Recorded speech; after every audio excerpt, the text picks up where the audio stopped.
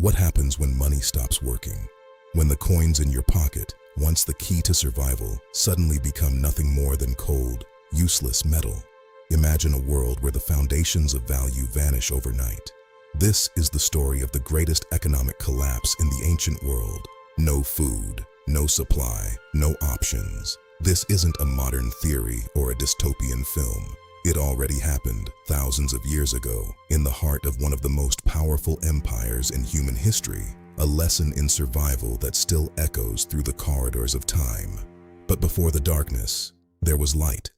Egypt was once a land of unparalleled abundance. The Nile overflowed with life, and the fields groaned under the weight of golden grain.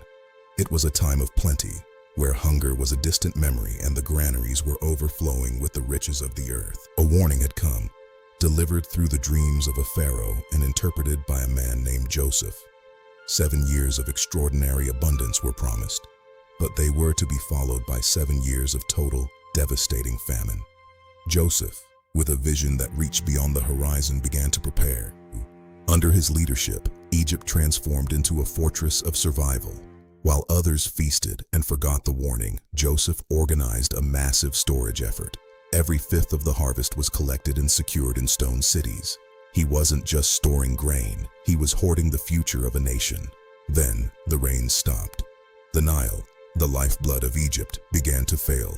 The once fertile soil turned to dust, and the heat became a relentless predator. The 7 years of abundance vanished like a mist in the desert sun, replaced by a hunger that gripped the land and refused to let go. The famine was not contained to Egypt alone. It spread across the known world, driving the starving to the only place that had prepared. People came from far and wide, carrying their savings, their silver, and their gold, desperate to buy even a handful of grain to keep their families alive.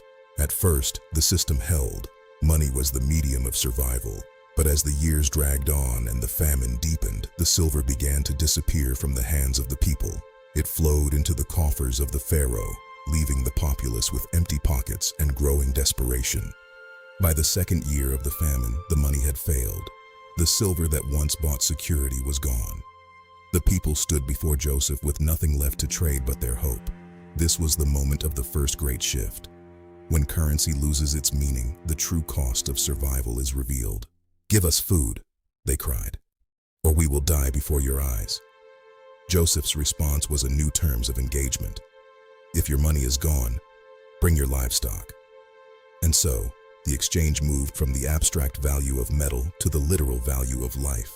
Horses, cattle, and flocks were led to the granaries. The livestock of a nation was consolidated into the hands of the state. For a full year, the people fed their families by trading the very tools of their livelihood.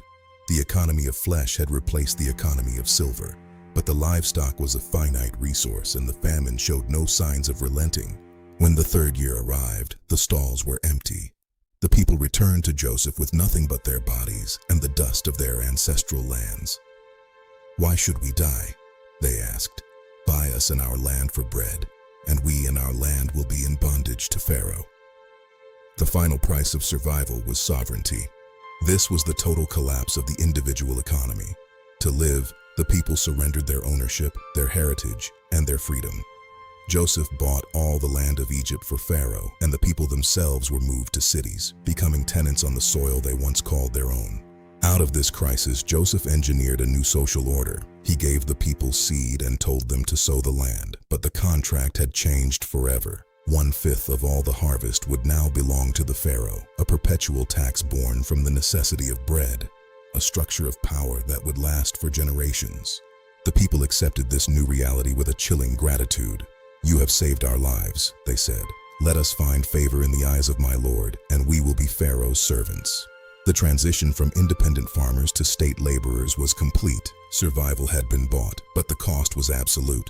The famine of Joseph's time was more than a natural disaster. It was a fundamental shift in the architecture of power. It demonstrates a truth that remains relevant today.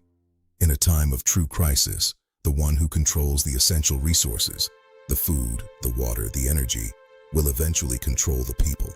When money fails, the systems we rely on crumble, and we are forced to face the raw reality of our needs. Ownership is a luxury of abundance. Survival is the mandate of scarcity. The story of Egypt's collapse serves as a haunting reminder of how quickly the world we know can be rewritten by the hand of necessity. So, what happens when money fails? We find out what truly has value. We find out that our systems are fragile, and our freedom is often just a few missed harvests away from being traded for a loaf of bread. The echoes of Egypt's cries can still be heard in the economic tremors of our modern world. Egypt survived, but it was never the same.